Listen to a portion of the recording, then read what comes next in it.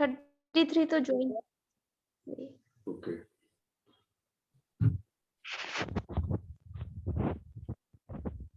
हरे कृष्णा। आप सभी का आज के इस सत्र में बहुत बहुत स्वागत है। आप जो इस 18 दिन की यात्रा पर हमारे साथ चल रहे हैं, आप सभी का स्वागत।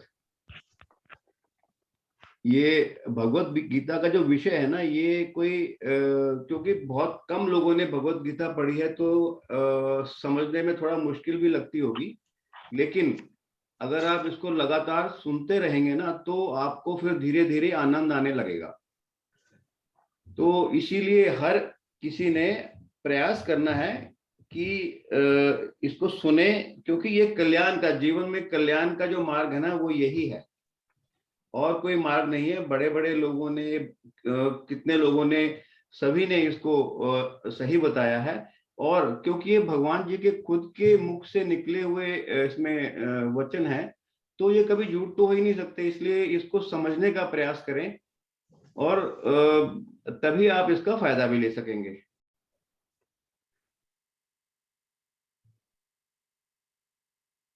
शुरू करने से पहले हम गुरु जी का और भगवान का धन्यवाद करते हैं।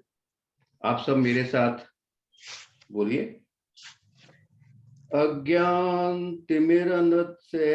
ज्ञानाञ्जन शलाकया चक्षुरुन्मीलितं येन तस्मै श्रीगुरुवे नमः। नमो विष्णुपादाय कृष्णपृष्ठाय भूतले श्रीमते भक्ति वेदांत स्वामिनीति नामिने।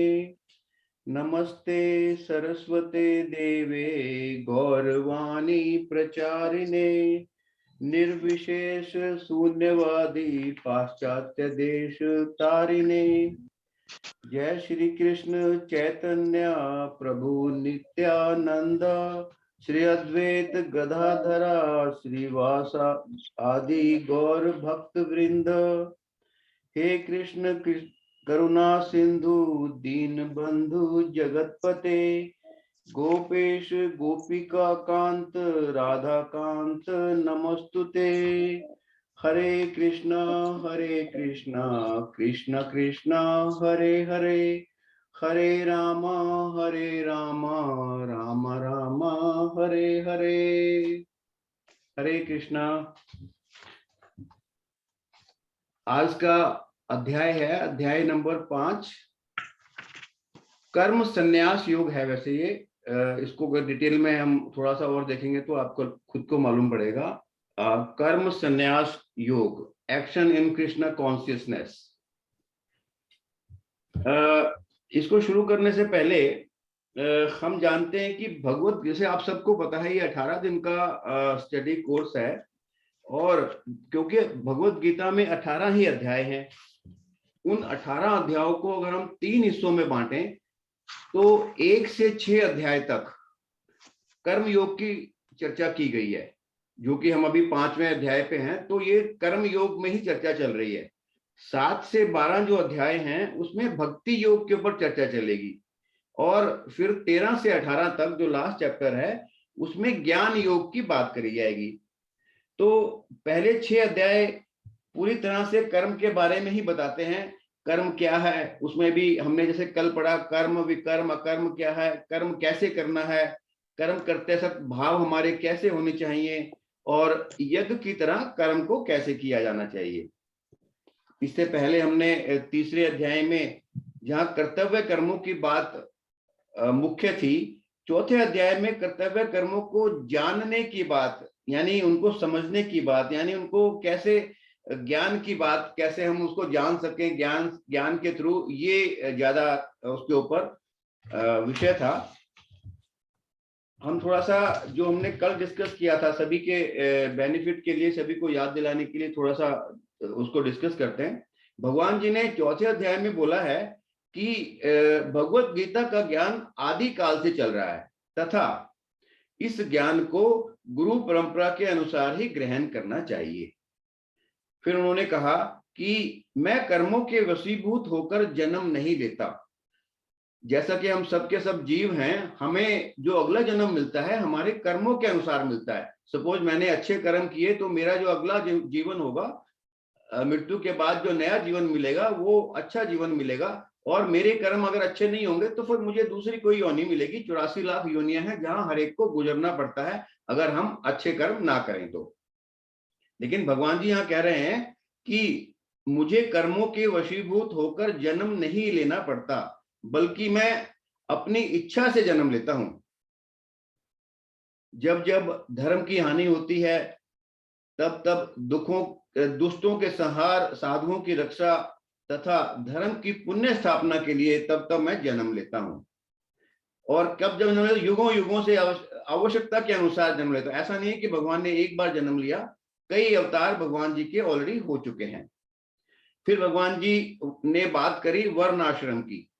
वर्ण आश्रम मतलब सामाजिक व्यवस्था को बनाए रखने के लिए जो सिस्टम बनाए हुए हैं, जो कि आधारित हैं गुणों के आधार पर, ना कि जन्म के आधार पर। जो वर्ण हैं बने हुए, ब्राह्मण, क्षत्रिय, वैश्य, शूद्र, ये जो वर्ण बने हुए हैं ये जन्म के आधार पर नहीं है, ये कर्मों के आधार पर बने हुए हैं। फिर भगवान जी ने बात करी कर्म, अकर्म तथा विकर्म क्या है। उन्होंने कहा कि इन कर्मों को भली भांति जानकर ही कर्म करना चाहिए। हम अपने कर्म बंधनों से मुक्त हो सकते हैं जब हमें यह पता लगेगा कि मैं कर्म कर रहा हूं या विकर्म कर रहा हूं या अकर्म कर रहा हूं। तभी मुझे मालूम पड़ेगा कि मैं कैसे कर्म कर रहा हूं और मुझे उनका अगले जन्म में क्या फायदा मिलने वाला है। अकर्म मतलब ऐसे कार्य जो भगवान को खुश करने के लिए, या ऐसे कार्य जो मैं निमित्त मात्र समझकर करता हूं। और विकर्म तो करने ही नहीं है। विकर्म मतलब ऐसे कार्य जो शास्त्रवत नहीं है, चोरी करना, चकारी करना, लूट मार करना, किसी की हत्या करना, मीट मांस मछली खाना, ये सारे कर्म विकर्म में आते हैं। इसके बाद भगवान जी ने तरह तरह के यज्ञों के बारे में बताया। उन्होंने यज्ञों के बारे में बताया कि जैसे ब्रह्म यज्ञ, एक ब्रह्म के अलावा कुछ भी नहीं है। हम सब चाहे जो जो करता है, जो कर्म है, जो पदार्थ है, कुछ भी जो दिखाई देता है सब ब्रह्म है। ये उसमें उन्होंने बात करी थी। जो हम इसके बाद उन्होंने बात करी थी देव यज्ञ की, मतलब देवताओं के लिए यज्ञ में आहुति देना देव यज्ञ है। फिर उन्होंने बात करी थी संयम रूपी यज्ञ की, मतलब एकांत काल में अपनी इंद्रियों को भोग में नहीं लगने दे रहा, ये संयम यज्ञ था। उसके बाद उन्होंने बात करी विषय रूपी यज्ञ की, यानी व्यवहार में इंद्रियों का अपने विषयों में लगने पर भी उनसे राग द्वेष नहीं करना, ये विषय यज्ञ था। फिर बात करें उन्होंने समाधि रूपी यज्ञ की, मन बुद्धि सहित इंद्रियों और प्राणों की क्रियाओं को रोककर समाधि में स्थित हो जाना, ये समाधि योग है। फिर उन्होंने बात करी द्रव्य यज्ञ की, अपनी मिली हुई वस्तुओं को निष्काम भाव से दूसरों को दे देना। धर्मशाला बनाने के लिए या मंदिर बनाने के लिए या लोगों की हेल्प करने के लिए जो दान करते रहते हैं वो द्रव्य यज्ञ में आते हैं। तपो यज्ञ, सब धर्म पालन में आने वाली कठिनाइयों को प्रसन्नता से लेना, ये तपो यज्ञ हो गया। प्राणायाम रूपी यज्ञ की बात करते हैं, पूरक, कुंभक, रेचक को प्राणायाम करके प्राण अपान वायु की शुद्धि करना, ये प्राणायाम यज्ञ हो गया।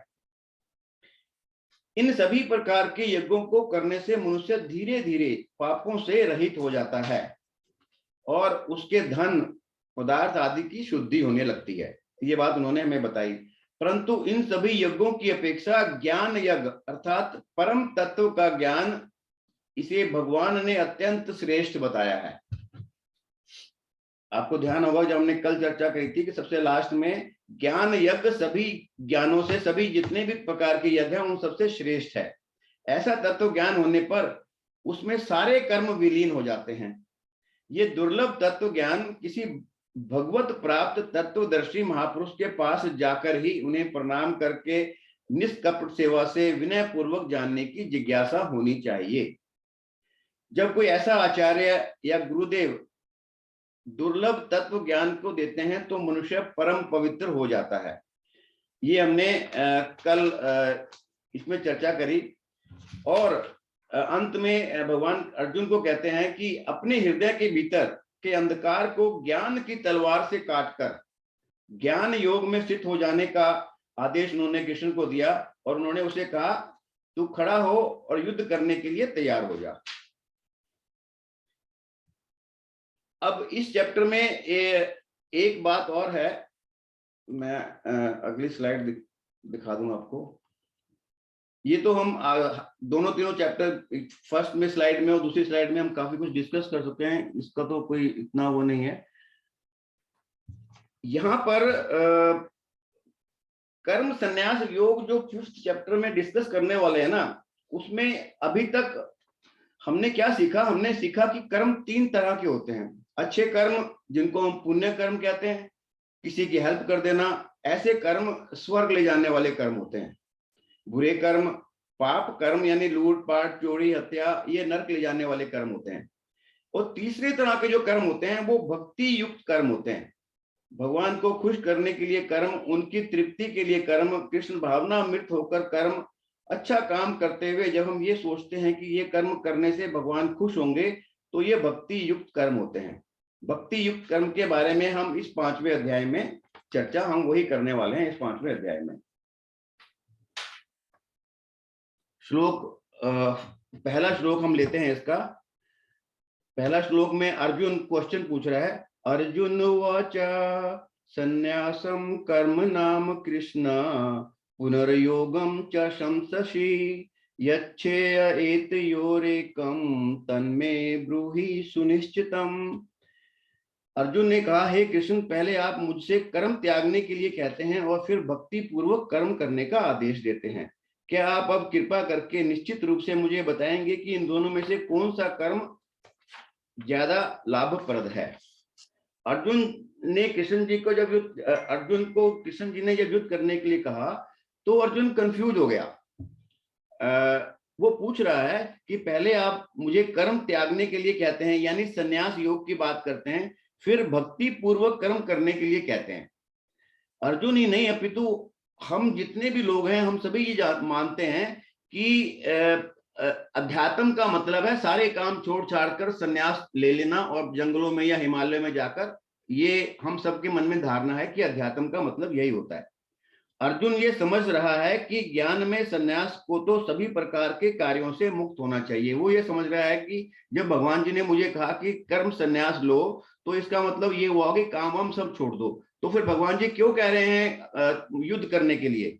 क्योंकि उसे लगा कि कर्म और संन्यास, कर्म करना और संन्यास दोनों अलग अलग वर्ड्स हैं, ये दोनों संगत से लगते हैं। भगवान जी ने ऐसा क्यों कहा?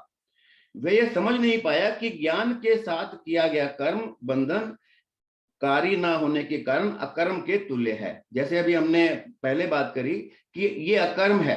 अगर मैंने कोई भी काम ज्ञान के साथ किया तो ये बंधन वाला कार्य नहीं है, ये अकर्म है। अतः वह पूछ रहा है कि वे सब प्रकार से कर्म त्याग दे या पूर्ण ज्ञान से युक्त होकर कर्म करे। यहाँ पर क्या जो क्वेश्चन अर्जुन के मन में चल रहा है, जो कंफ्यूजन अर्जुन के मन में चल रहा है, उसको हम थोड़ा सा और डिटेल में देखते हैं। क्या इस संसार में रहते रहते हम कृष्ण कॉन्शियसनेस में काम या कार्य कर सकते हैं? क्या ये पॉसिबल है कि हम इस संसार में रहते रहते कृष्ण कॉन्शियसनेस के काम कर सकते हैं? यही बात इस चैप्टर में बार बार एड्रेस हो रही है। इसी पॉइंट पर इस अध्याय में चर्चा की गई है। अपने नित्य कर्म करते करते, अपनी ड्यूटीज करते करते कैसे हम अपने कृष्ण कॉन्शियस में कर्म कर सकते हैं। हर एक व्यक्ति को अपने अपने कर्म करने हैं। तो इस में एक चर्चा आती है महाराज जनक की। महाराज जनक, आप सबको पता है कि महाराज जनक तो एक, उन्होंने अपने परफेक्शन, अपने कार्य में परफेक्शन हासिल कर रखी थी। उन्होंने, वो राजा तो बहुत अच्छे राजा भी थे, साथ साथ सन्यासी के भी उनको पदवी मिली हुई थी। तो एक बार बहुत से सन्यासी भगवान अपने महाराज जनक से मिलने के लिए आए और उन्होंने उनसे पूछा कि ये कैसे पॉसिबल है कि आप एक महाराज भी हैं, महान राजा भी हैं, तथा आप एक बहुत बड़े वैष्णव भी हो। हमें मतलब वो कह रहे हैं कि हम भी सन्यासी हैं, लेकिन ये बात समझ नहीं आ रही कि आप दो बातें एक साथ कैसे कर लेते हो। मतलब आप एक अच्छे राजा का कार्य भी करते हो और एक अच्छे सन्यासी भी हो, तो ये दोनों काम आप एक साथ कैसे कर लेते हो? तो जनक ने कहा ये पॉसिबल है, मैं आपको बताता हूं कि कैसे कर लेता हूं। आप कल आइए, मैं आपको कल बताऊंगा। कल वो लोग फिर आ गए तथा पूछने लगे कि भगवान जी आप राजा राजा जी आप हमें बताइए। तो जनक ने उनके लिए बैठने का अरेंजमेंट कर रखा था तथा उन्हें वहां उन्होंने अलग अलग कुर्सी पर अलग अलग जो उनके आसन बने हुए थे उनको वहां बिठाया और उनसे कहा कि पहले आइए, पहले हम प्रसाद ग्रहण करते हैं, उसके बाद बात करते हैं। वो सभी लोग बैठ गए तथा जनक महाराज अपने हाथों से उन्हें भोजन परोसने लगे। वो सभी बहुत खुश हुए कि एक तो इतना बड़ा राजा और हमें वो खाना खिला रहा है और बड़े विनम्र भाव से हमें खाना खिला रहा है, तो वो सब बहुत खुश हुए। जैसे जनक भोजन परोस रहे थे, वो सब ऊपर देखते हैं। महाराज जो सभी लोग सन्यासी लोग थे वो नीचे आसन पर बैठे हुए थे। जैसे ही राजा जनक उनको खाना परोस रहे थे तो उनका ध्यान ऊपर की ओर गया। तो ऊपर देखा कि हर एक व्यक्ति के सिर के ऊपर एक तलवार लटक रही थी, बहुत पैनी बहुत तेज तलवार, और वो एक धागे से बंधी हुई थी और वो उनके सिर के ऊपर, बिल्कुल सिर के ऊपर लटक रही थी। तो उनको ये सब जब उन्होंने देखा, जब सन्यासियों ने ये सब देखा तो उन्हें बहुत डर लगा कि आप हमें प्रसाद के लिए आपने हमें बुलाया है कि ये तलवार लटका कर आप हमें डरा रहे हैं। तो जनक ने कहा चिंता मत करो, तुम सब सेफ हो, आपको कोई डर नहीं है। क्योंकि जनक एक सन्यासी था और बहुत बड़ा राजा था, तो सबने उनकी बात मान ली और आराम से खाना खाने लगे। भोजन करने के बाद जनक ने उनसे पूछा, आप सबने अच्छे से भोजन किया? सबने कहा हाँ, अच्छे से भोजन किया। जनक जी ने पूछा, आपने भोजन डाइजेस्ट कर लिया? सबने कहा हाँ जी, अच्छे से डाइजेस्ट कर लिया। आप सब खुश हैं? जनक जी ने कहा हाँ, सभी लोगों ने कहा हाँ, हम बहुत प्रसन्न हैं। तो राजा ने उनसे पूछा, जब खाना वगैरह खा के चुप गए तो राजा ने उनसे पूछा कि अब आप बताइए कि आपके मन में आप क्या सोच रहे हो इस वक्त? तो उन सब ने कहा कि हम उन तलवारों के बारे में ही सोच रहे हैं। तब राजा ने कहा कि आपने देखा कि हम दो काम एक साथ कैसे कर लेते हैं। इसी तरह मैंने एक बार 2-3 दिन पहले एक एग्जांपल और दिया था। जैसे कोई गर्भवती माँ अपने बच्चे का ध्यान, उसके जब पेट में बच्चा होता है तो वो हर वक्त चाहे दसियों तरह के वो काम करती रहती है, लेकिन फिर भी एक निगाह उसकी अपने बच्चे के ऊपर होती है कि कहीं गिर ना जाऊं या कहीं उसको चोट ना लग जाए। तो ऐसे ही वो माँ भी दो काम एक साथ करती रहती है। इस संसार में भी हम नौकरी पेशा करते हैं, हम अपनी फैमिली का ध्यान रखते हैं, हम सभी सोशल ऑब्लिगेशंस का ध्यान रखते हैं। एज ए सन्यासी, एज ए डिवोटी, हमारे दिमाग में हर समय ध्यान रहना चाहिए कि भगवान कृष्ण का तथा इस दुनिया में हम जिस काम के लिए आए हैं उसका हर वक्त हमें ध्यान रहना चाहिए। इसीलिए इस अध्याय में श्री कृष्ण दोबारा समझा रहे हैं कि अर्जुन, तुम कर्म योग कर सकते हो, एक्शन इन कृष्ण कॉन्शियसनेस कर सकते हो, एंड और अपने सभी कार्य ड्यूटीज तभी तो अभी आप बाकी सभी अपने कार्य करते रहो और उसके बावजूद भी आप एक बहुत बड़े सन्यासी बनोगे। कृष्ण जी ने अर्जुन को पुनः ज्ञान से युक्त होकर उठकर युद्ध करने के लिए कहा।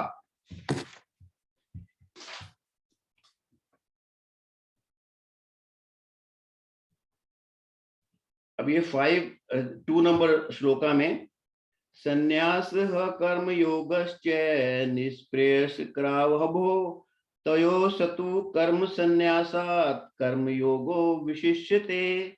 श्री भगवान ने उत्तर दिया, मुक्ति में, क्योंकि अर्जुन ने पहले श्लोक में पूछा है कि कौन से कर्म, दोनों कर्म में, संन्यास योग में और कर्म योग दोनों में से मैं कौन से कर्म करूं, कौन सा कर्म दोनों में से श्रेष्ठ है? तो भगवान जी इस श्लोक में उत्तर दे रहे हैं, मुक्ति के लिए तो कर्म का परित्याग तथा भक्ति में कर्म दोनों ही उत्तम है।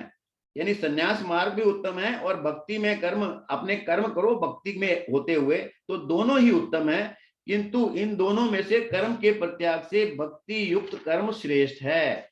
भगवान जी कह रहे हैं चाहे दोनों कर्म से आप मोक्ष को प्राप्त कर सकते हो, लेकिन जो दोनों में से श्रेष्ठ है वो भक्ति युक्त कर्म ही है। श्री कृष्ण समझाते हैं कि मोक्ष प्राप्त करने के 2 मार्ग हैं, संन्यास का या वैराग्य का, यानी संन्यास लेकर भक्ति करें। दूसरा भक्ति का, यानी कर्म करते हुए भक्ति करो, यानी कर्म से ही भक्ति करो। यहाँ भगवान जी अर्जुन से पूछने पर बता रहे हैं कि इन दोनों मार्गों में से जो श्रेष्ठ मार्ग है वो भक्ति युक्त कर्म करना, कर्म ऐसे करो कि भक्ति बन जाए। कर्म का त्याग नहीं करना। यहाँ पे ये समझाया जा रहा है कि सकाम कर्म यानी इंद्रिय तृप्ति के लिए जो भी कर्म किए जाते हैं वो भव बंधन का कारण है। सकाम कर्म मतलब ऐसे कार्य जो हम अपनी इंद्रिय तृप्ति के लिए करते हैं। जब तक मनुष्य शारीरिक सुख के स्तर को बढ़ाने के उद्देश्य से कर्म करता रहेगा तब तक वह विभिन्न प्रकार के शरीरों में विचरण करते हुए भव बंधन को बनाए रखेगा। अगर मैं कोई भी कार्य अपनी तृप्ति के लिए, अपनी इंद्रियों की तृप्ति के लिए या अपने जीवन में सुख के लिए करता रहूंगा, सिर्फ अपने लिए करता रहूंगा, तो ऐसे जितने भी कार्य होंगे वो सकाम कर्म कहलाते हैं। और ऐसे सकाम कर्म मेरे को भव बंधन में बांधते रहेंगे और उनके जो भी फल होंगे मैं उसको भोगता रहूंगा और बार बार इस पृथ्वी पर आता रहूंगा। सिर्फ ये ज्ञान कि वह आत्मा है, शरीर नहीं, मुक्ति के लिए पर्याप्त नहीं है।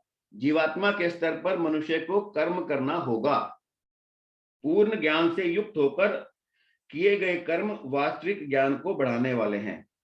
बिना कृष्ण भावनामृत के केवल कर्मों को परित्याग से बुद्धिजीवी का हृदय शुद्ध नहीं होता। मतलब जो व्यक्ति हैं, हम लोग जो हैं, हम अगर कृष्ण कॉन्शियस के हिसाब से कर्म नहीं करेंगे, अपने सकाम कर्म करते जाएंगे, तो हमारा हृदय कभी भी शुद्ध नहीं होगा। जब तक हृदय शुद्ध नहीं होता तब तक सकाम कर्म करना ही पड़ेगा। आप मजबूरी में या जबरदस्ती में किसी को बोलो तो सकाम कर्म कर, तो वो हर एक के लिए ये वो नहीं, बड़ा मुश्किल काम है कि हर वक्त वो ये ऐसे काम करता रहे। लेकिन जब तक उसका हृदय शुद्ध नहीं होगा तब तक उसे काम कर्म करना ही पड़ेगा। परंतु कृष्ण भावना भावित कर्म कर्ता के स्वतः सकाम कर्म के फल से मुक्त करता है। मतलब अगर आप ऐसे कर्म करोगे जो कृष्ण भावना भावित कर्म है, यानी निमित्त मात्र कर्म है, वो कर्म अगर आप करते जाओगे तो आप काम कर्मों से मुक्त हो जाओगे। अतः कृष्ण भावना भावित कर्म संन्यास से ज्यादा श्रेष्ठ है। ये भगवान जी इस दूसरे श्लोक में उन्होंने बताया। हम इसका एक एग्जांपल लेते हैं। सपोज 4 सिचुएशंस हैं। एक व्यक्ति पेड़ लगा रहा है और पेड़ लगाते हुए वो कह रहा है कि मैं पेड़ लगाऊंगा, इसका फल कोई और खाएगा। दूसरा व्यक्ति कहता है मैं पेड़ लगाऊंगा, मैं सभी फलों को आनंद लूंगा, सभी फलों को मैं ही खाऊंगा। तीसरा व्यक्ति कहता है इसका फल, इससे कोई फर्क नहीं पड़ता कि पेड़ किसने लगाया, किसी ने भी लगाया हो, मुझे पेड़ के फल का आनंद लेने दो। और चौथा व्यक्ति क्या कहता है, जो भक्त है, मैंने लगाया, ये पेड़ जो है वो मैंने लगाया, लेकिन कृष्ण ने इस पेड़ को बड़ा किया और यदि कृष्ण चाहते हैं तो मैं कृष्ण को अर्पित करके बाद में फल का आनंद लूंगा। तो ये जो चौथा कर्म है जो भक्त कर रहा है, इसे कृष्ण भावना भावित कर्म कहते हैं। और ये नहीं है कि हम काम ही ना करें, मतलब वृक्ष लगाना या वृक्ष बोने का काम ही ना करें। ये सब चीजें हर एक को कर्म तो करने ही पड़ेंगे।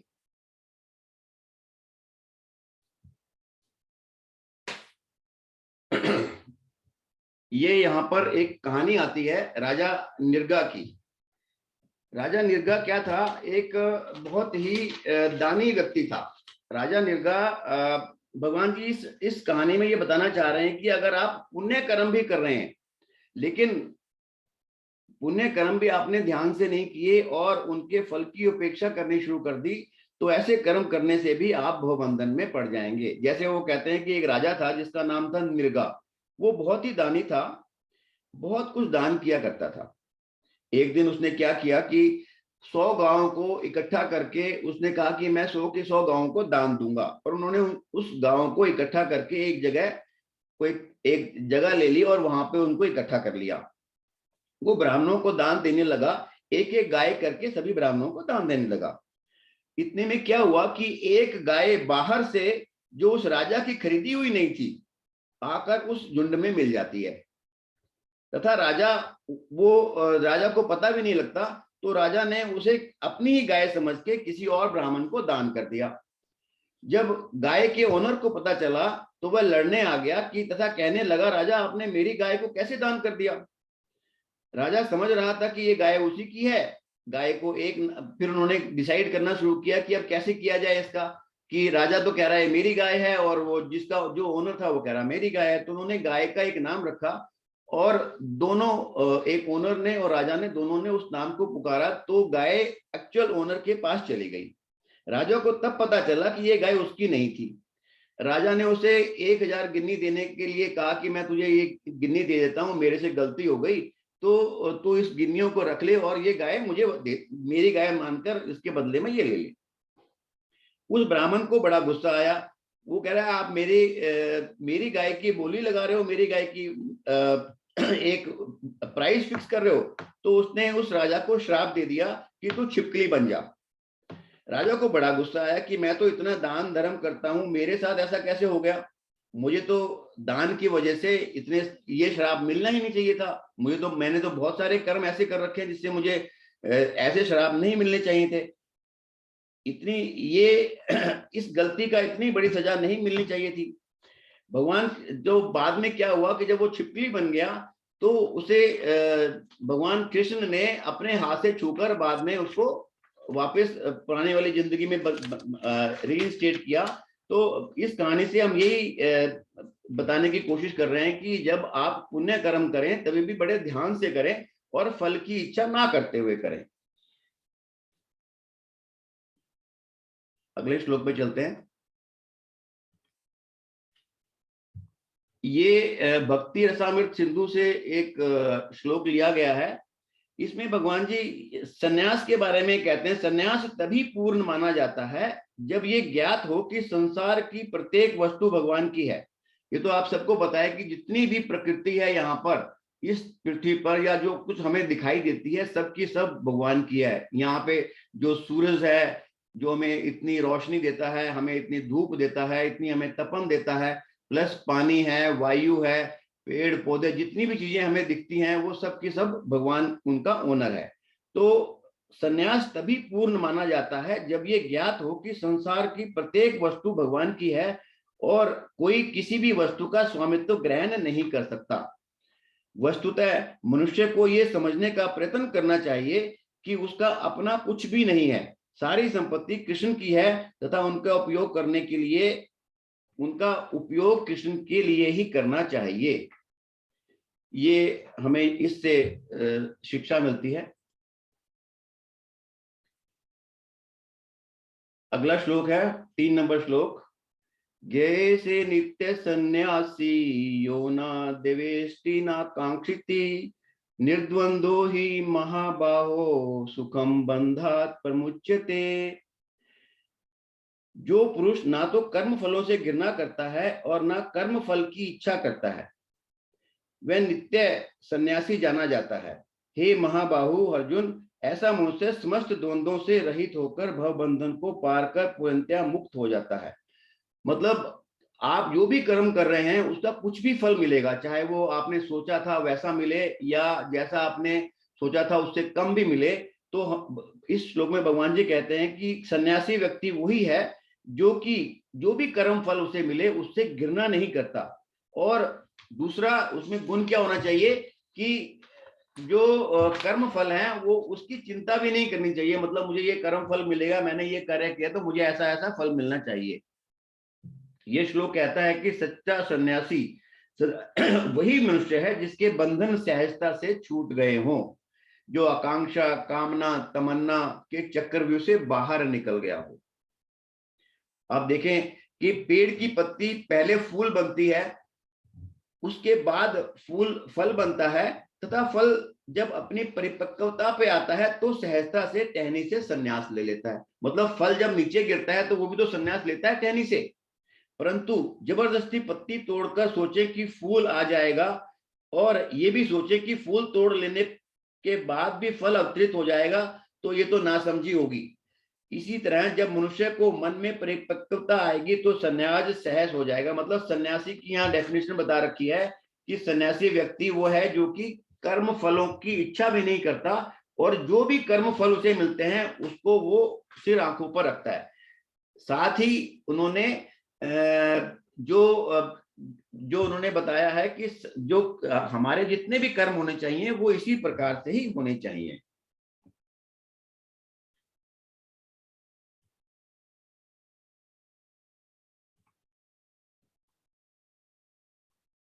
यहाँ पे भी एक कहानी आती है नामाचार्य हरिदास ठाकुर जी की। नामाचार्य हरिदास ठाकुर जी 3 लाख मंत्र जाप किया करते थे रोज।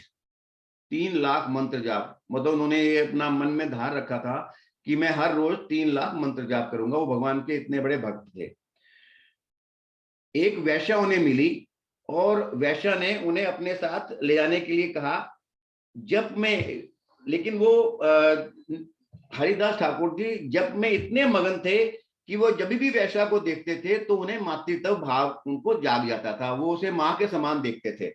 तो नामाचार्य हरिदास ठाकुर जी के प्रभाव में आकर एक दिन ऐसा आया कि उनके प्रभाव में आकर ये वैश्या भी उनके साथ भक्ति करने लग गई। तो भक्ति का प्रभाव इस श्लोक, इस स्लाइड में बताया गया है। 10 नंबर श्लोक में बात करते हैं ब्रह्मण्ययधाय कर्माणि संगम त्यक्त्वा करोति यः लिप्यते नासा पापेन पदम पत्रम इवाम्भसा। सन्यासी की कर्म स्थिति पर चर्चा की गई है इस श्लोक में। जो व्यक्ति कर्म फलों को परमेश्वर को समर्पित करके आसक्ति रहित होकर अपना कर्म करता है, वह पाप कर्मों से उसी प्रकार अप्रभावित रहता है जिस प्रकार कमल पत्र जल से अस्पर्श रहता है। इस श्लोक में कृष्ण जी सन्यासी की कर्म स्थिति पर चर्चा कर रहे हैं। सन्यासी ध्यान की स्थिति पर पहुंचा हुआ होता है तथा आत्म साक्षात्कार के लिए बहुत करीब होता है।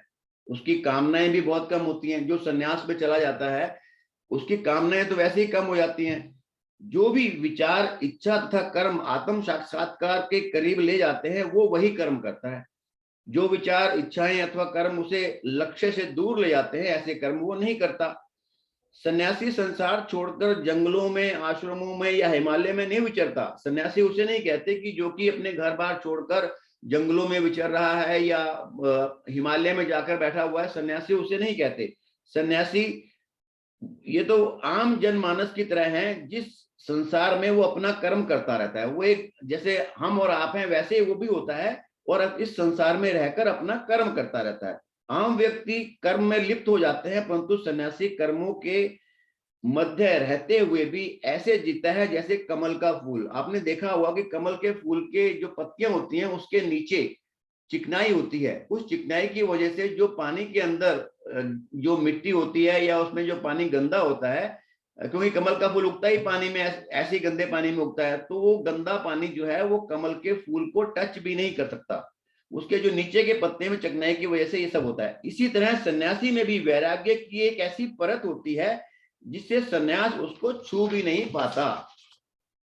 रामायण में भी एक घटना आती है, जब सीता माता ने खुश होकर हनुमान जी को एक मोतियों की बहुमूल्य माला भेंट दे दी, तो हनुमान जी ने उसके हर मोती को निकाला और उसको तोड़ने लगे। तो सीता मैया जी ने हैरान होकर पूछा, तो हनुमान जी ने बड़े आदर से उन्हें बताया कि उस वस्तु से मेरा कोई संबंध नहीं जिसमें राम ना लिखा हुआ हो। कहने का तात्पर्य यही है कि हर वह कार्य जो मनुष्य को श्रेष्ठ तक ले जाए वही करने योग्य है। सन्यासी भी यही करता है।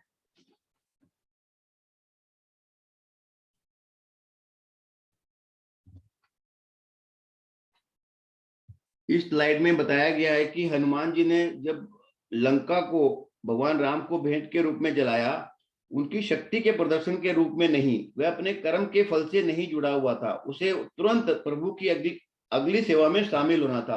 मतलब इसमें ये इस स्लाइड में ये बताना चाह रहे हैं कि जो भी हम कर्म करें, हम ये ना कहें कि हमने ये कर्म किया। जैसे हनुमान जी ने जब लंका को जलाया तो उन्होंने ये नहीं कहा, जब बाद में भगवान जी ने उनकी तारीफ करनी शुरू की कि तुमने तो बहुत अच्छा काम किया, तुमने तो मेरे लिए लंका को जला दिया, तो हनुमान जी ने उत्तर दिया कि ये लंका जो है ना, हनुमान जी ने कहा कि सिर्फ मैंने लंका को नहीं जलाया। तो भगवान जी ने पूछा, अगर आपने सिर्फ लंका को नहीं जलाया तो लंका को किसने जलाया? तो हनुमान जी ने जो जवाब दिया, लंका जलाई आपने, क्योंकि आपके बिना तो इस दुनिया में कोई पत्ता भी नहीं हिल सकता। आप ही का हाथ था उसको जलाने में। लंका जलाई, उन्होंने फिर कहा, लंका जलाई रावण के पाप ने, क्योंकि रावण के हृदय में कितने सारे अवगुण थे। लोभ था, सीता मैया के प्रति वासना थी, आपके प्रति क्रोध था। तो लंका मैंने नहीं जलाई, लंका आप भी उसमें शामिल थे और रावण भी शामिल था। फिर वो कहते हैं सीता के संताप ने लंका जलाई। सीता मैया अपने दुख से इतनी विभोर थी कि उन्होंने उन्होंने लंका जलाई। फिर उन्होंने एक बात और कही, लंका जलाई विभीषण के जाप ने। विभीषण अकेला लंका में राक्षसों के बीच जप किया करता था और भगवान का बहुत बड़ा भगत था। तो देखिए एक भगत के हृदय कैसा होता है, उनके उसके भाव कैसे होते हैं, यही भाव हमने अपने जीवन में लेके आने हैं। सारा क्रेडिट खुद नहीं ले रहा, वो अलग अलग लोगों की तारीफ की है हनुमान जी ने। और हम लोग क्या करते हैं, जब भी कोई अच्छा कार्य होता है देखो जी मैंने किया ये, और जब भी कोई बुरा कार्य हो जाता है तो भगवान ने करा दिया, पता नहीं भगवान मेरे से क्या बदला ले रहे हैं। तो ये सारे भाव हम हमारे मन में होने चाहिए। ये प्रभुपाद जी की फोटो है।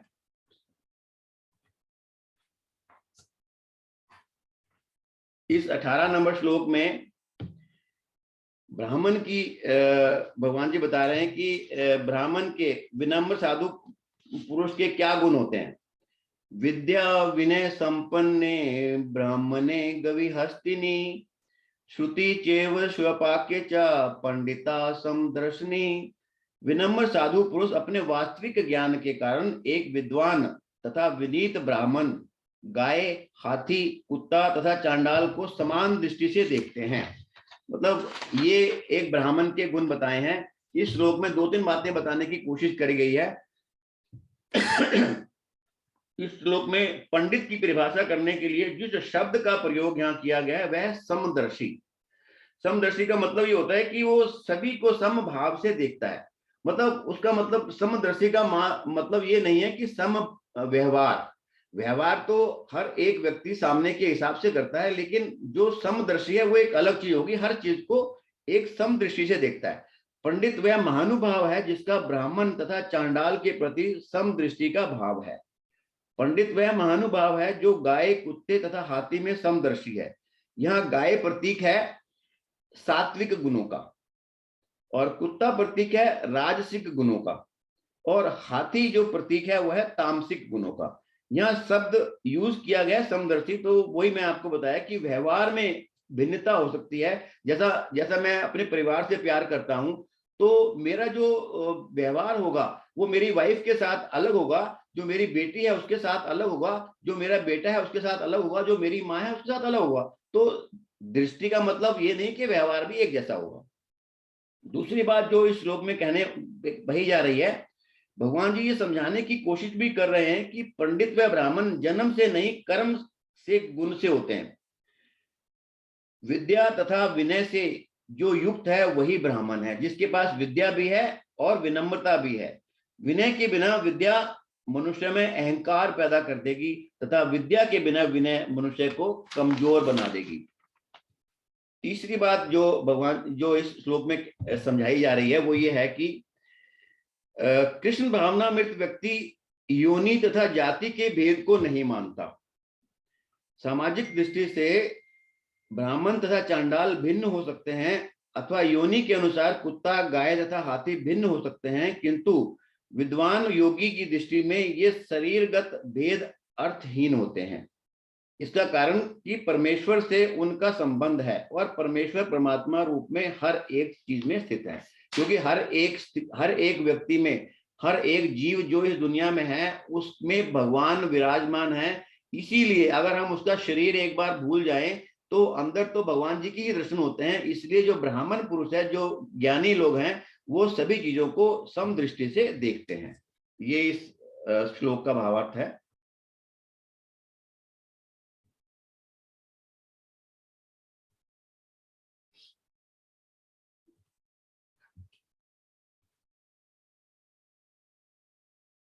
बाईस नंबर श्लोक में बात करी जा रही है कि ये ही सस्वंस जा भोगा दुख ये ने एवते आदयंत वंत कौन्तेय नातेषु रमते बुद्ध। बुद्धिमान मनुष्य दुख के कारणों में भाग नहीं लेता जो कि भौतिक इंद्रियों के संसर्ग से उत्पन्न होते हैं। हे कुंती पुत्र, ऐसे भोगों का आदि तथा अंत होता है, अतः चतुर व्यक्ति उसमें आनंद नहीं लेता। यहाँ बात बताई गई है बुद्धिमान व्यक्ति की। बुद्धिमान मनुष्य जानता है कि संसार के सारे भोगों का आरंभ तथा अंत है, इसलिए इस संसार के सुखों को भोगता तो है परंतु उसमें रमता नहीं है। संसार के विषय हमें अपनी तरफ आकर्षित करते हैं, ये आकर्षण मन को मोह तो लेता है। जब तक इच्छाएं पूरी नहीं होती तब तक हमारा उन विषयों के प्रति आकर्षण खत्म नहीं होता। मन करता रहता है कि ये चीज और लाएं, ये चीज और लाएं। जब इच्छा पूरी हो जाती है तो आकर्षण खत्म होने लगता है। किसी शायर ने इस दुनिया के बारे में सही कहा है, दुनिया जिसे कहते हैं जादू का खिलौना है, मिल जाए तो मिट्टी है, खो जाए तो सोना है। आपने खुद भी महसूस किया होगा कि जो चीज हमें मिल जाती है हमें उसकी वैल्यू नहीं रहती, वो तो मिट्टी के समान हो जाती है। लेकिन कोई चीज जो हमें नहीं मिलती हम उसे सोना समझने लगते हैं, बहुत महंगा, बहुत बहुत ऐसा कि ये तो मुझे चाहिए ही था, ऐसा समझने लगते हैं। विषयों की भी अजीब स्थिति है। हम सब विषयों का स्पर्श करने के लिए लालायित होते हैं। विषयों के मिल जाने के उपरांत या तो वह विषय वैसा नहीं निकलता जैसा हमने सोचा था, अथवा विषय तो वैसा ही होता है परंतु हमारा मन वैसा नहीं होता जैसा पहले हमने सोचा था। और एक स्थिति और भी है कि जब दोनों के संबंध में विघन आ जाता है। उदाहरण के लिए, लड़का किसी लड़की से प्रेम करता है। लड़का व्यक्ति है तथा लड़की विषय है। प्रथम स्थिति में विवाह के उपरांत लड़की वैसी नहीं निकली जैसे उसने सोचा था। दूसरी स्थिति में लड़की तो वैसी ही है जैसी सोची थी परंतु लड़के का मन अब बदल गया। और तीसरी स्थिति में लड़का तथा लड़की तो वही हैं परंतु दोनों के संबंध में प्रकृति ने विघन डाल दिया। तो मनुष्य के दुखों का एक कारण यह भी है कि संसार, व्यक्ति तथा स्थिति एक सी नहीं रहती, बदलती रहती है। परंतु इस निरंतर बदलते समाज में मनुष्य स्थिरता देखता है।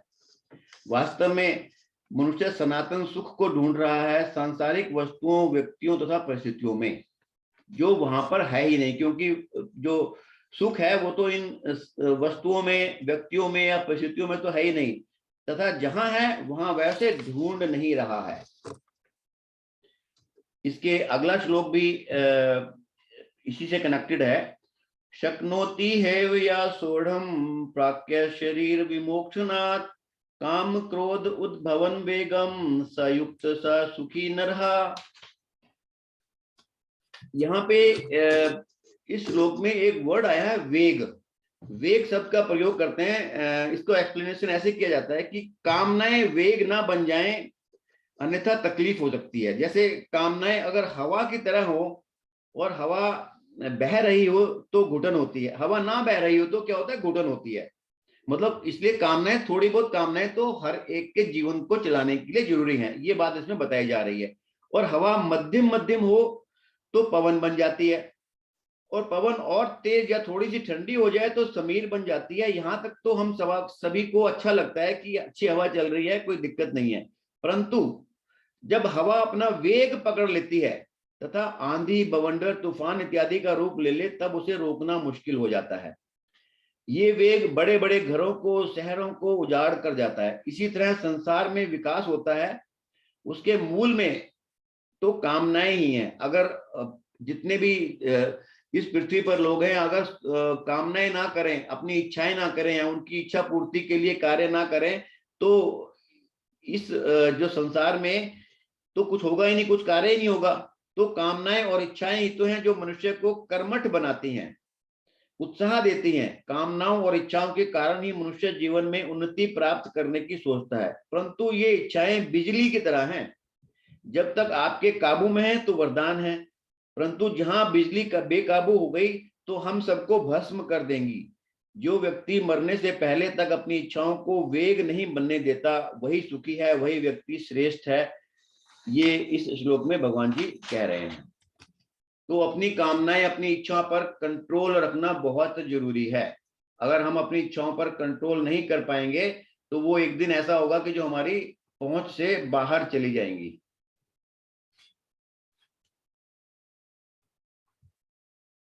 यहाँ भी यही बात करी जा रही है कि गंदे व्यक्ति या ऐसे व्यक्ति जो ये चोर है जैसे, और ये वैश्या के साथ है, या जो चोरी डाका कर रहे हैं, सब व्यक्तियों का कर्म अलग अलग होता है।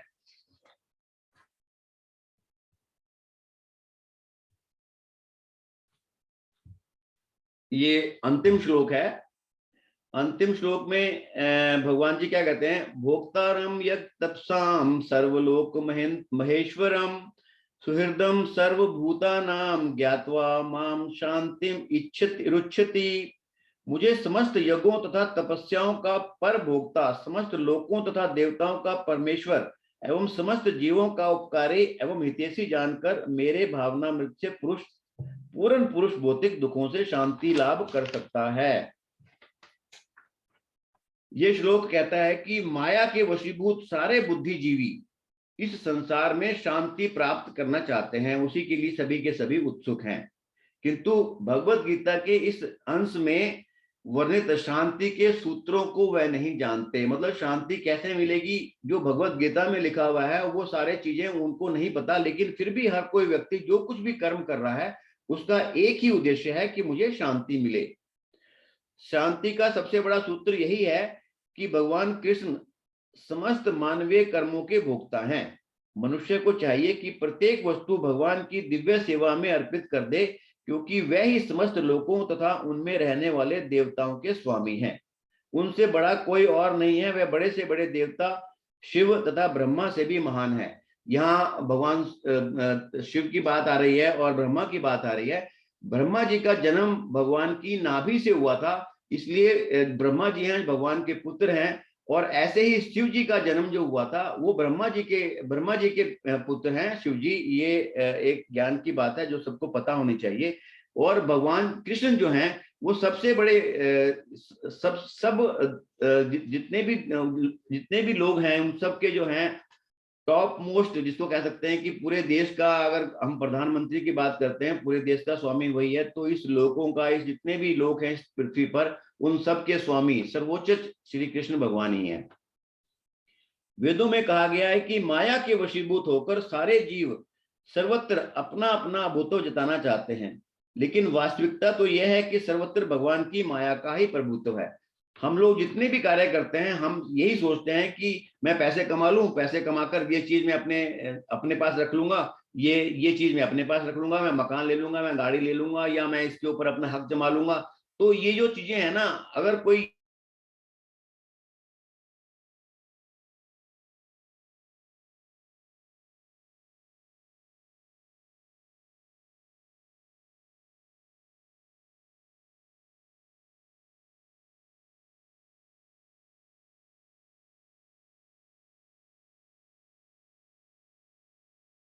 हरे कृष्ण प्रभु जी, आपकी आवाज नहीं आ रही है।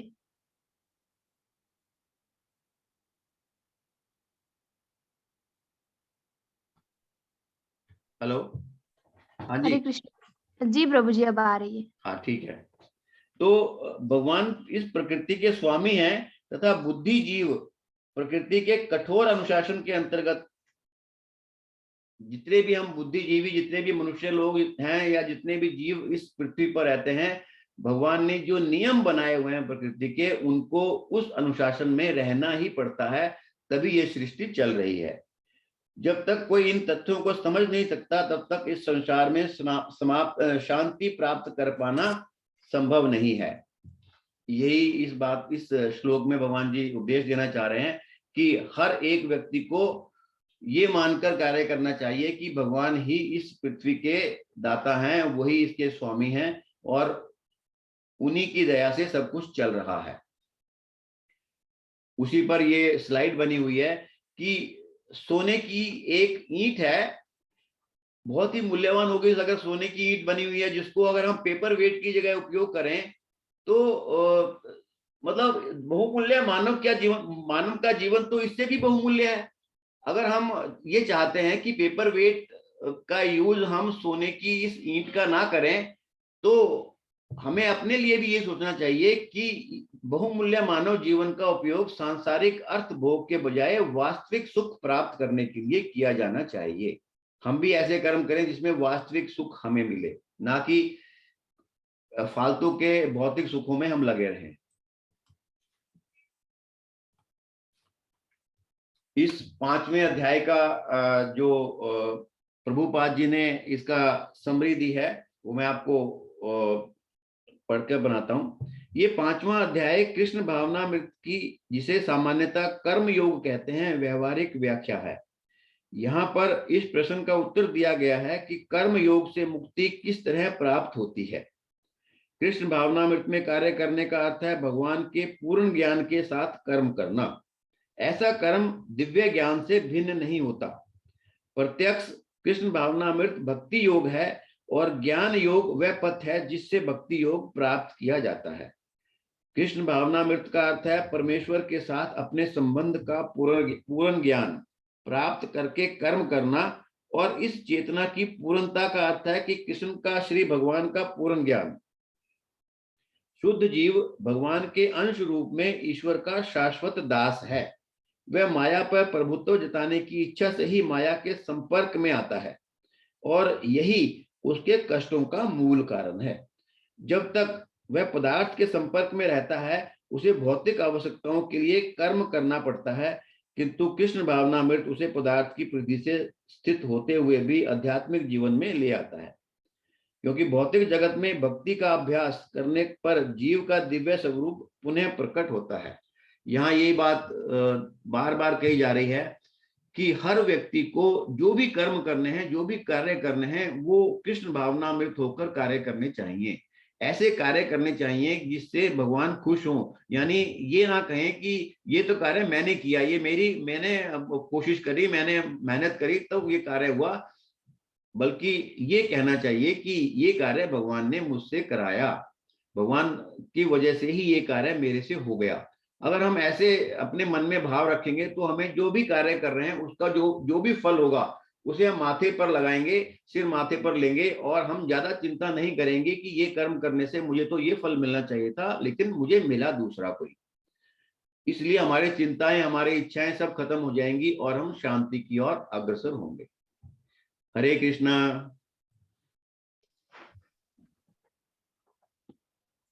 हरे कृष्णा। अभी किसी का क्वेश्चन वगैरह है क्या?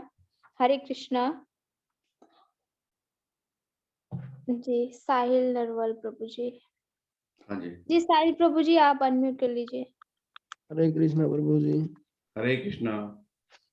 मैडम जी अभी लिंक भेज देना मेरे पास, मैं वो वीडियो देख लूंगा, मैं टेस्ट दे दूंगा। जी जी जी प्रभु जी, जी ठीक है। ठीक है मैडम जी। ग्रुप में भेज दिया जाएगा प्रभु जी, थोड़ी देर से आप देख लीजिएगा।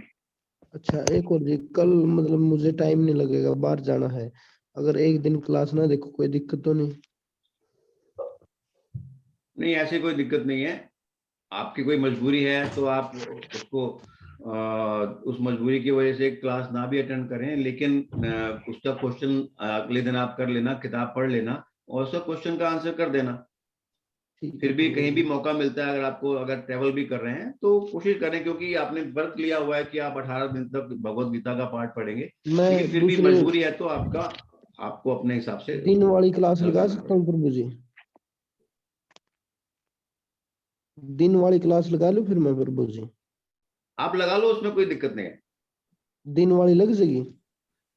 उसका लिंक आपके पास होगा तो मिल जाएगी आपको वो क्लास। प्रभु जी आप एक बार वो लिंक में जाके, ठीक है प्रभु जी, हम भेजते हैं आपको, आप उसमें लगा सकते हैं। ठीक है, थैंक यू। हरे कृष्णा प्रभु जी। हरे कृष्णा।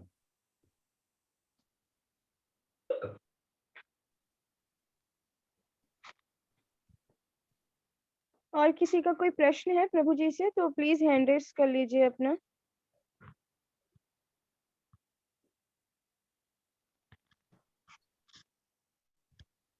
आप सभी से यही रिक्वेस्ट है कि आप इस कक्षा से जुड़े रहें।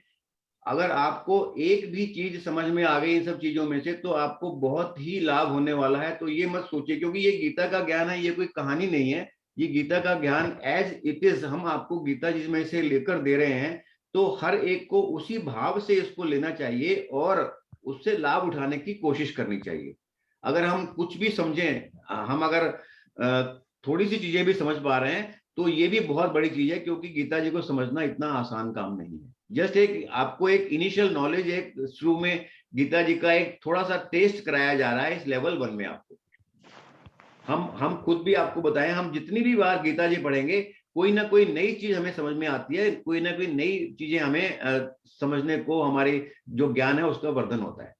तो आप सभी को इसका प्रयास करना चाहिए, अपने पास गीता जी रखें और उनको पढ़ने का प्रयास करें। जैसा भी आपसे पढ़ा जाए उसके उसके जो उसके मतलब लिखे हुए हैं उसको समझने का प्रयास करें। जीवन में नियम बनाएं कि एक श्लोक मैं रोज पढ़ूंगा या पढ़ूंगी। हरे कृष्ण।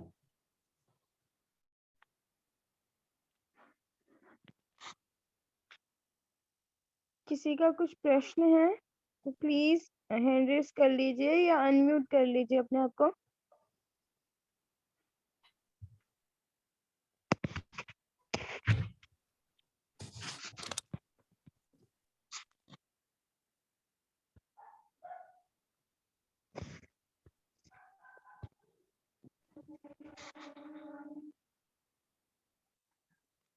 हेमराज सिंह जी का कोई क्वेश्चन है? अनुज प्रभु जी का क्वेश्चन है। प्रभु जी आप अपने आप को अनम्यूट कर लीजिए। हाँ जी हरे अनुज जी कृष्ण बोलिए। प्रभु जी। हरे कृष्ण प्रभु जी। हरे कृष्ण। प्रभु जी ऐसे तो सब ठीक है, आप ठीक मतलब कि वो आप जब पढ़ाते हैं ना प्रभु जी, तो जब आप पढ़ते हो तो आपके चेहरे आधा दिखता है, तो थोड़ा प्रॉब्लम होता है समझने में। अच्छा, मैं कोशिश करूंगा कि वो ठीक दिखे वो अभी। कैमरा थोड़ा नीचे, आप जब पढ़ते हो ना, श्लोक पढ़ते हो ना, तो कैमरा मीन्स आपका चेहरा आधा दिखने लगता है पूरा। ओके, मैं कोशिश करूंगा कि वो जरा दिखे आपको। ठीक है प्रभु जी। हाँ ठीक जी। है प्रभु जी। हरे कृष्ण।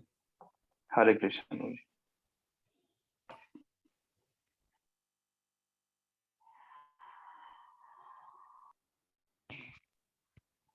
आई थिंक प्रभु जी अब किसी का कोई प्रश्न नहीं है। चलिए फिर आज का यहीं पर समापन करें। प्रभु जी हरे कृष्णा कृष्ण कृष्ण हरे हरे, हरे राम राम राम हरे हरे। और आप सबसे रिक्वेस्ट है समय से जुड़ें ताकि हम इसको समय से खत्म भी कर प्रभु सकें जी और अधिक से अधिक लोगों को हमराज जोड़ने का प्रभु प्रयास करें।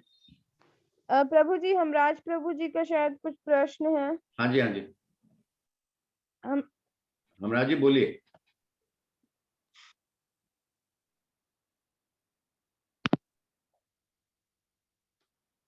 हाँ जी हमराज जी।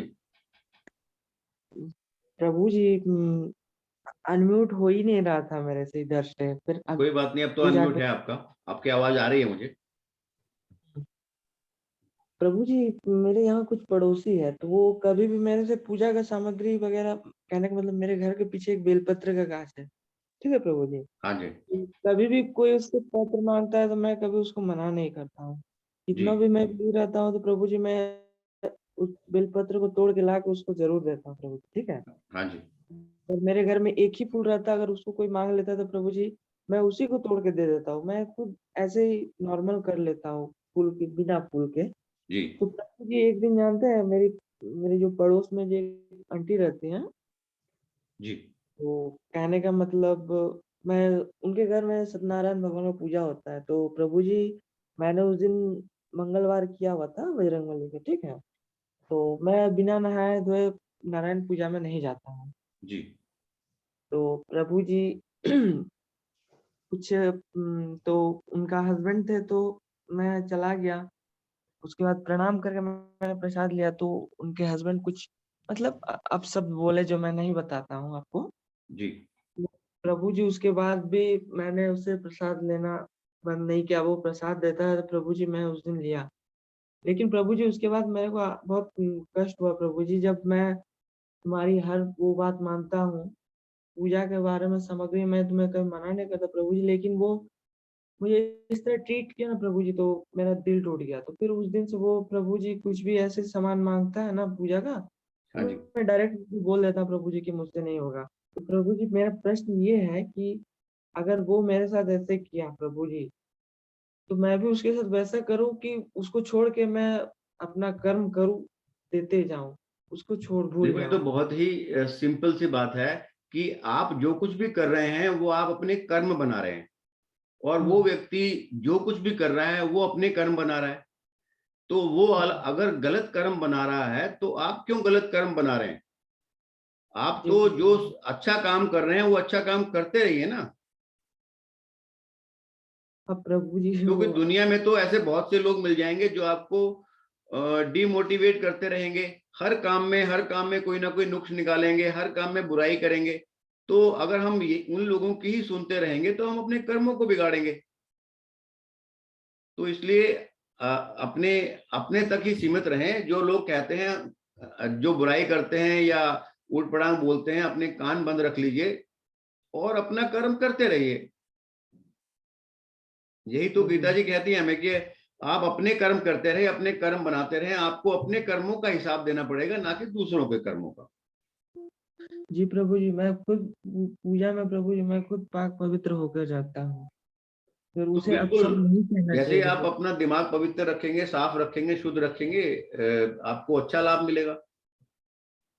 प्रभु जी। तो मैं खुद पाक पवित्र होकर जाता हूँ, तो प्रभु जी मुझे खुद चिंता है कि मैं अगर भगवान के घर जा रहा हूँ तो ऐसे क्यों जाऊंगा। तो फिर वो बोला ना प्रभु जी, तो मुझे बहुत कष्ट पहुंचा प्रभु जी, इसलिए कोई मैं बात नहीं, कृष्ण ऐसे को तो दुनिया में पता नहीं रोज कोई ना कोई किस्से हर एक के साथ होते रहते हैं। जो हमें पसंद नहीं है, ऐसी बातें होती रहती हैं। तो हमें उस तरफ ध्यान नहीं देना, अपने कर्म करते रहना है। तो कहने का मतलब प्रभु जी उस चीज को, उस बात को भूल के मैं आगे बढ़ जाऊं। बिल्कुल बिल्कुल, एकदम। हरे कृष्णा। हरे कृष्ण प्रभु जी।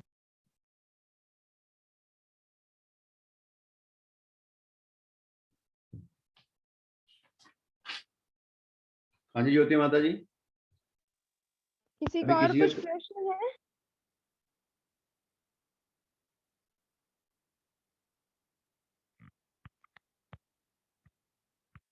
प्रभु जी हो गया आई थिंक।